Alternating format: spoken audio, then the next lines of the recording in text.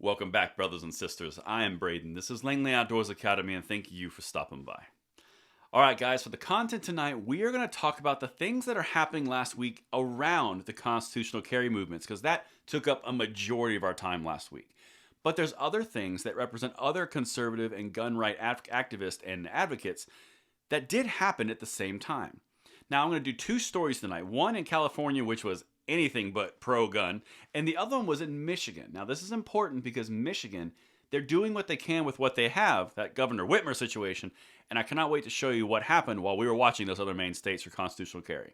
Everything is linked in the description box below. I want to hear from you guys on this one. I'm going to do a quick read from our sponsor who made this video possible, and then we're going to hit it on the other side and talk about Michigan, because some stuff is happening in those other states as well. Now, our sponsor, Armed American Supply, is a small family-run business owned by a retired law enforcement officer and his wife. They design, print, and ship everything in-house from their shop in southern New Jersey. They currently have a deal for my viewers for 30% off site-wide. If you're the type who loves quality Second Amendment and blue-collar apparel, use code 30OFF at the link provided in the description below to get your piece of that action. Thank you so much for Armed American Supply to make this happen, and now let's take a look at what's going on in Michigan, because I think it's important, guys. I know we've been focusing so much on those states with constitutional carry. This is important as well, because there's other states that have some movement happening along the way. Now, the first one that I'm going to show you, again, everything linked in the description, is Michigan around Governor Whitmer and what's going to her desk. Bill would require concealed gun processing in emergencies. Now, that was a big thing during that situation. You know, that one. That whole situation, it was utilized in basically leverage to say, no, we can't have more gun permits. We can't have more gun purchases because this is an emergency. This is terrible. We can't have that. But do everything else that you want to do. But not that, because safety. Legislation headed to Governor Gretchen Whitmer's desk would require county clerks to keep processing concealed pistol licenses during state-declared or local-declared emergencies. Now, that's important because, like I said, they did cut that off. That's the one I just read. The sponsor, Senator Lana Thies of Brighton, said Second Amendment rights cannot be infringed even in times of emergency. Amen. She said clerks refused or delayed issuing or renewing concealed handgun permits due to the situation. We all know what happened. In fact, the correlating story here, California did the same thing, but they're going a different direction. Quote, people must be able to defend their life and property, especially during an emergency when having a concealed weapon may be more necessary, Thies said in a statement.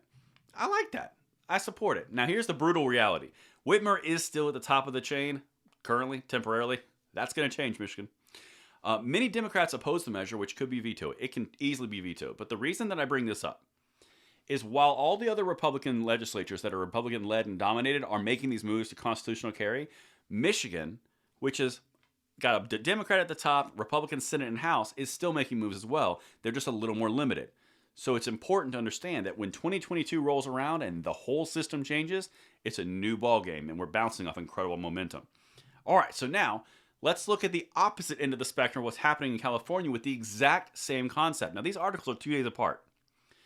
California County pandemic gun store closures get new review by Ninth Circuit. Now, this is, of course, the situation where they were closing stores and they said, no, it's unconstitutional. Well, the Ninth Circuit Court of Appeals is going to take another look at that because it requires more scrutiny. Reuters. A federal appeals court on Tuesday said it would reconsider a decision by a panel of 3 Republican-appointed judges holding that a California county's mandate forcing gun shops to close to combat the situation were unconstitutional. They were.